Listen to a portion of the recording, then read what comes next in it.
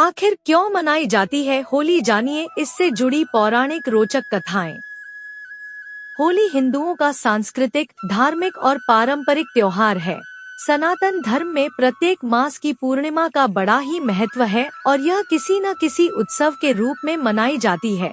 उत्सव के इसी क्रम में होली वसंतोत्सव के रूप में फाल्गुन मास की पूर्णिमा के दिन मनाई जाती है।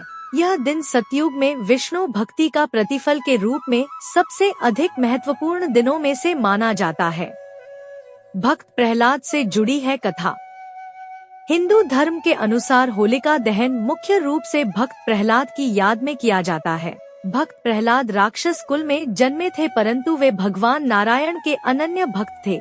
उनके पिता हिरण्यकश्यप को उनकी ईश्वर भक्ति अच्छी नहीं लगती थी, इसलिए हिरण्यकश्यप ने प्रहलाद को अनेकों प्रकार के जघन्य कष्ट दिए। उनकी बुआ होलिका, जिसको ऐसा वस्त्र वरदान में मिला हुआ था जिसको पहनकर आग में बैठने से उसे आग नहीं जला सकती थी, होलिका भक्त प्रहलाद को मारने के लिए वह वस्त्र पहनकर उन्हें गोद में लेकर आग में बैठ गई। भक्त प्रहलाद की विष्णु भक्ति के फलस्वरूप होलिका जल गई और प्रहलाद का बाल भी बाका नहीं हुआ। शक्ति पर भक्ति की जीत की ऋषि में यह पर्व मनाया जाने लगा। साथ में रंगों का पर्व यह संदेश देता है कि काम, क्रोध, मद, मोह एवं लोभ रूपी दोषों को त्याग कर ईश्वर भक्ति में मन लगाना चाहिए। राधा कृष्ण के पवित्र प्रेम से है संबंध। होली का त्योहार राधा कृष्ण के पवित्र प्रेम से भी जुड़ा हुआ है। पौराणिक समय में श्री कृष्ण और राधा की बरसाने की होली के साथ ही होली के उत्सव की शुरुआत हुई। आज भी बरसाने और नंदगांव की लट्ठमार होली विश्व विख्यात है।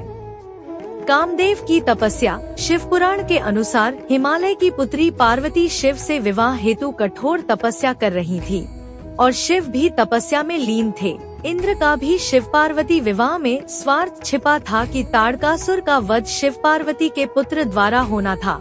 इसी वजह से इंद्र आदि देवताओं ने कामदेव को शिवजी की तपस्या भंग करने भेजा। भगवान शिव की समाधि को भंग करने के लिए कामदेव ने शिव पर अपने पुष्प वाण से प्रहार किया था। उस वाण से शिव के मन में प्रेम और काम का संचार होने के कारण उनकी समाधि भंग हो गई। इससे क्रुद्ध होकर शिवजी ने अपना तीसरा नेत्र खोल कामदेव को भस्म कर दिया।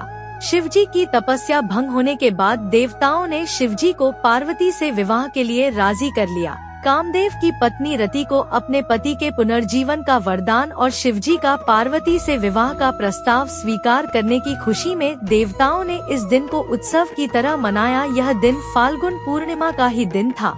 इस प्रसंग के आधार पर काम की भावना को प्रतीकात्मक रूप से जलाकर सच्चे प्रेम की विजय का उत्सव मनाया जाता है।